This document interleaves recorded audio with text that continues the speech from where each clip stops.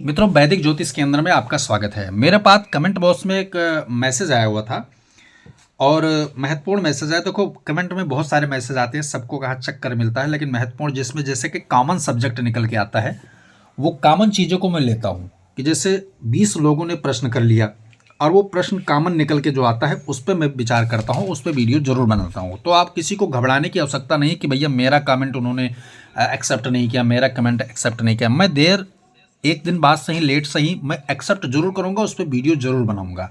ये आप बिल्कुल निश्चिंत रहिए, हम व्यूअर्स को निराश नहीं करेंगे। तो आज जो मैंने लिया है, कॉमन सब्जेक्ट लिया है, वो है विपरीत राजयोग और अपार सफलता। यानी विपरीत राजयोग बनने पर कौन सी सफलता मिलती है, अपार सफलता कैसे मिलेगी, मध्यम सफलता कैसे मिलेगी, विपरीत राजयोग बनता कैसे है, इन सब बारे में डिटेल से चर्चा करने वाले हैं, जो किसी के द्वारा हमें कमेंट बॉक्स में डाला गया था। किसी एक पर्टिकुलर व्यक्ति में इसमें नहीं था, कॉमन सब्जेक्ट में बहुत सारे, किसी में सरल विपरीत बन रहा था, किसी में विमल विपरीत बन रहा था, डायरेक्ट विपरीत राजयोग बन रहा था। अच्छे विपरीत भी होते हैं, बुरे विपरीत राजयोग भी होते हैं। तो उन सब चीज़ों को मैं देखूंगा आज, इस पर डिटेल से चर्चा करूंगा। चलिए वीडियो स्टार्ट करते हैं देर न करते हुए। तो एक लगन कुंडली हमने यहाँ पर लिया हुआ है। हमने केवल मेष लग्न की कुंडली इसलिए मैं लेता हूँ क्योंकि जब फलादेश करने में आसानी होगी, आपको समझने में भी आसानी होगी, क्योंकि ये कालपुरुष की कुंडली है। कालपुरुष की कुंडली का सूत्र जो है हर लगन पे अप्लाई किया जा सकता है, क्योंकि भावगत जो उनकी चर्चा होती है, आप जब नैसर्गिकता रूप से किसी, जैसे मान लिया कि तुला लगन की 7 नंबर की लगन यहाँ अगर लिखा है तो तुला लगन की कुंडली हो गई। तुला लगन की कुंडली का आप विचार जब करेंगे तब आपको फिर कालपुरुष के ही विचार पर आना पड़ेगा, तभी आपको सटीक भविष्यवाणी करने में सफलता मिलेगी मित्रों। इसलिए कालपुरुष कुंडली का सूत्र हर लगन पे अप्लाई किया जाता है। यह लाल किताब का सूत्र है। तो अगर विपरीत राजयोग बनने का सही तरीका क्या है, अब यहां देखिए विपरीत राजयोग बनेगा कैसे। सबसे पहले यह ध्यान रखना है कि छठा भाव, अष्टम भाव और द्वादश भाव, ठीक है, ये 3 भाव ही महत्वपूर्ण होते हैं विपरीत राज के जन्म देने के लिए।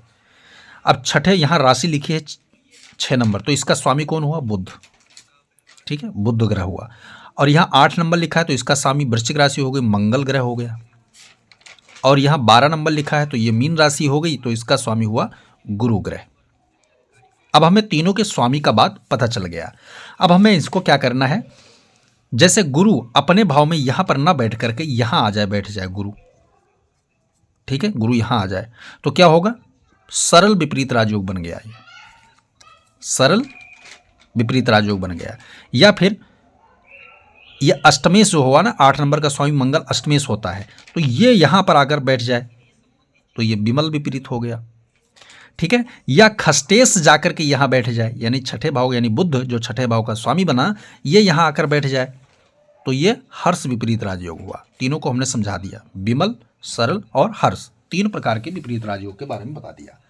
अब एक और महत्वपूर्ण विपरीत राजयोग है, जो कहते हैं कि हमने ये हेडिंग जो इसमें जोड़ रखा है, इसका क्या मतलब है। विपरीत राजयोग तो हमें बना दिया, लेकिन इसका क्या मतलब है, इसको समझने के लिए हमें क्या करना है कि मान लिया छठे भाव का स्वामी अष्टमेश चला गया तो क्या हुआ? हर्ष विपरीत राजयोग बन गया।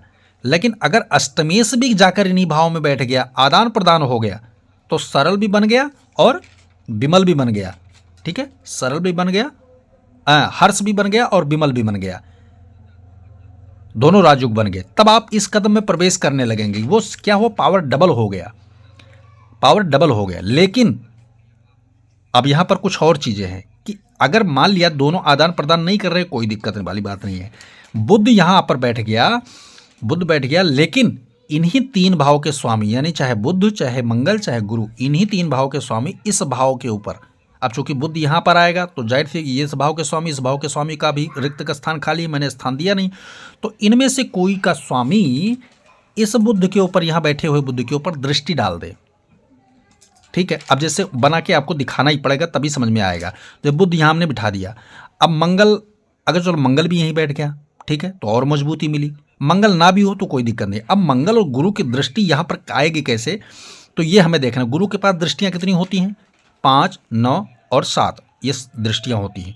तो गुरु अगर यहां बैठा हुआ है कुंडली में, तो क्या हुआ? सीधे दृष्टि यहां डालेगा, ये राजयोग आपके आना चालू हो जाएगा, ठीक है।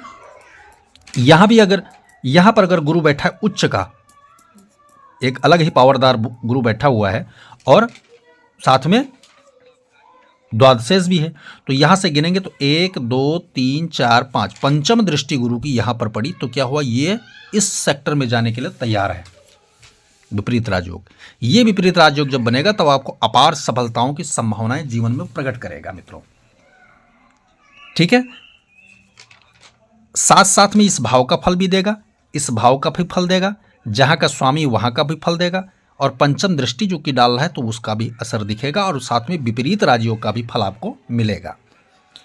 अब मैं बात कर लेता हूं कि यह तो हो गया अष्टम भाव पे। छठे भाव में अगर मंगल कहीं बैठा हो और या गुरु आकर यहां बैठा हो, द्वादशेष का स्वामी यानी 12वें घर का स्वामी छठे भाव में अगर बैठ जाएगा, तो जो ये क्या नाम है सरल विपरीत राजयोग बना, तो अगर इसके ऊपर मंगल कहीं बैठ के दृष्टि डाल दे। अब मंगल के पास दृष्टियां कितनी होती हैं, 4 7 और 8, 3 दृष्टियां मंगल के पास होती हैं। तो यहां पर जब मंगल बैठेगा तो 1 2 3 4, अगर मंगल यहां बैठा हुआ है आपका, तो चौथी दृष्टि मंगल की यहां आ जाएगी। ठीक है, इसी रास्ते पर आपको लेके चला जाएगा, अपार सफलता के रास्ते पर। ठीक है, अगर मंगल यहां बैठा हुआ है तो ये क्या है, साथ में विमल विपरीत राजयोग भी बना रहा है, और मंगल की दृष्टि यहां भी आ गई क्योंकि गुरु यहां बैठा हुआ था। सप्तम दृष्टि मंगल की यहां आ गई, तो क्या हुआ, अपार सफलताओं का रास्ता आपको खोल देगा। ठीक है, और मंगल यहां भी अगर बैठा है तो भी छठे भाव पर अष्टम दृष्टि डाल देगा मंगल, तो ये क्या है, अपार सफलताओं का रास्ता आपके लिए खोल देगा। अब मैं बात करता हूं द्वादश भाव में। द्वादश भाव में मंगल आके बैठा हो या बुध आके बैठा हो। ठीक है, द्वादश भाव में बुध या मंगल कोई आके बैठा हो, क्योंकि गुरु के केवल बैठने से यह भी विपरीत राजयोग बनेगा कि गुरु अपनी ही राशि में स्वराशि का मजबूत हो जाएगा और साथ में विपरीत राजयोग बनाए। 6 8 12 के स्वामी 6 8 12 में ही बैठे हो तो विपरीत राजयोग बन जाता है, लेकिन उतना बल नहीं होता उनके पास, उतना बल नहीं होता उनके पास। तो अगर बुध यानी छठे भाव का स्वामी 12वें घर में चला जाए या अष्टम भाव का स्वामी 12वें घर में चला जाए, अब इनके ऊपर बुध की दृष्टि पड़ जाए, तो बुध की दृष्टि कहाँ, अपनी ही राशि में बैठ के बुध डाल सकता है दृष्टि, तो बुध यहाँ बैठ गया, तो बुध है नहीं यहाँ, तो फिर दृष्टि कौन डालेगा कि बुध बैठा है मंगल नहीं बैठा है, या गुरु की अपनी ही राशि के ऊपर दृष्टि आ जाए। ध्यान से सुनना, ये बहुत अलग तरीके से बता रहा हूँ, जो सफलता ये देगा वो कोई और नहीं देगा। कि बुध अगर यहाँ हो या मंगल यहाँ पर बैठा हो और गुरु कहीं से भी इस भाव पर दृष्टि डाल दे, जैसे 5 7 और 9, ये 3 दृष्टियां गुरु के पास है, तो यहां से गिनेंगे 1 2 3 4 5। अगर गुरु यहां बैठकर दृष्टि डाल देगा तो कहते हैं सोने पे सुहागा विपरीत राजयोग दे देगा, बहुत ज़्यादा सफलताएं आपको आएंगी। ठीक है, और यहां से अगर तो सप्तम दृष्टि, तो यहां पर संभावनाएं बहुत कम है, क्योंकि आदान प्रदान उल्टे सीधे में बहुत कम, 100 में से कोई 2 कुंडलियों में ऐसे योग बनते हैं। मैं कहता हूँ सार्वजनिक तौर से जो लगभग संभावनाएं ज़्यादा होती हैं। ठीक है, तो नवी दृष्टि की बात करो, गुरु उच्च होकर यहाँ बैठा हो तो यहाँ से गिनेंगे तो 1 2 3 4 5 6 7 8 9, ये दृष्टि बहुत कमाल करेगी, क्योंकि गुरु उच्च का भी हो गया, अपनी राशि में अपने घर में जो है दृष्टि भी डाल रहा है, और साथ में जो है विपरीत राजयोग बना रहा है, जो बहुत जबरदस्त विपरीत राजयोग ये तैयार करेगा। मित्रों, ये आपको क्या देगा। अब मैं बात कर रहा हूँ विपरीत राजयोग होता क्या है इसका अर्थ है। तो मैं आपको कहूँ, जब आपकी सारी संभावनाएं जीवन की आपके जीवन की खत्म हो जाएंगी, संभावनाएं खत्म हो जाएंगी, आपके अंदर मायूसी होगी, हारे हुए महसूस करेंगे, चिंताजनक स्थिति होगी, बोरिंग महसूस करेंगे, तब अचानक इन ग्रहों का ये जो राजयोग बना, इसका फल निकल के सामने आपको पॉजिटिव रूप में आएगा और आपको चमत्कृत कर देगा। एक तरह से सरप्राइजिंग लाभ देता है, ये सरप्राइज कर देगा कि ये सफलता आपको मिलेगी। मैं आपको बात कर लेता हूँ, जो फिल्म अभिनेता अमिताभ बच्चन जी के कुंडली में जो विपरीत राजयोग बना था, उनमें क्या है कि विमल विपरीत राजयोग के साथ साथ जिस राशि में ग्रह बैठा था उसका स्वामी उसी के ऊपर दृष्टि डाल रहा था, तो अपार सफलता वाली। तो जीवन में उनको क्या था, उन्होंने पढ़ाई लिखाई ठीक ठाक से की नहीं, घर से एक तरीके से वो नकारात्मक तौर से निकाले गए थे। सपोर्ट उनको ज़बरदस्त मिला, किसका सपोर्ट मिला था, इंदिरा गांधी जी का सपोर्ट मिला, उस वक्त की प्रधानमंत्री हुआ करती थी, और फिल्मों में जाकर के भी उन्होंने बहुत ज़्यादा स्ट्रगल किया। लेकिन जब विपरीत राजयोग के ग्रह का समय आया मित्रों, तो कहते हैं सफलता के झंडे उन्होंने एक तरीके से ऐसे गाड़े कि महानायक कहलाए, सदी के महानायक बन गए। तो ये राजयोग जो होता है ऐसे ही सफलता देता है मित्रों, जब कोई उम्मीद नहीं बचता है तब ये जो है अब जिंदगी के पहले पड़ाव में देगा या बाद के पड़ाव में देगा, ये ग्रह के ऊपर डिपेंड करेगा कि विपरीत राजयोग बना कैसे, किसके द्वारा बना, कितने ग्रह योग युति। तो विपरीत राजयोग में एक ध्यान रखिए कि अगर इन विपरीत राजयोग के ग्रहों के साथ में लगन का द्वितीय, तृतीय, चतुर्थ और पंचम भाव के साथ में दृष्टिगत संबंध स्थापित होता है या युति भी हो जाती है, तब आपके जीवन के पहले पड़ाव में यानी जन्म से लेकर के 40 साल के पहले आपको सफलता सारी मिलेगी।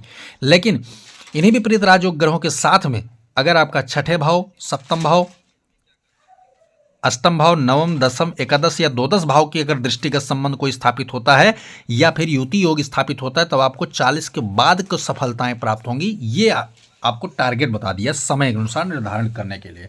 बाकी ग्रह भी बताते हैं कि चंद्रमा और बुध और सूर्य, ये 3 ग्रह जो होते हैं तत्कालीन यानी बहुत कम समय में सफलता देते हैं। बाकी गुरु, शुक्र, शनि ये जो है दीर्घकालिक सफलता यानी बाद में सफलता देते हैं, क्योंकि उम्र ज़्यादा लेते हैं ऐसे लोग।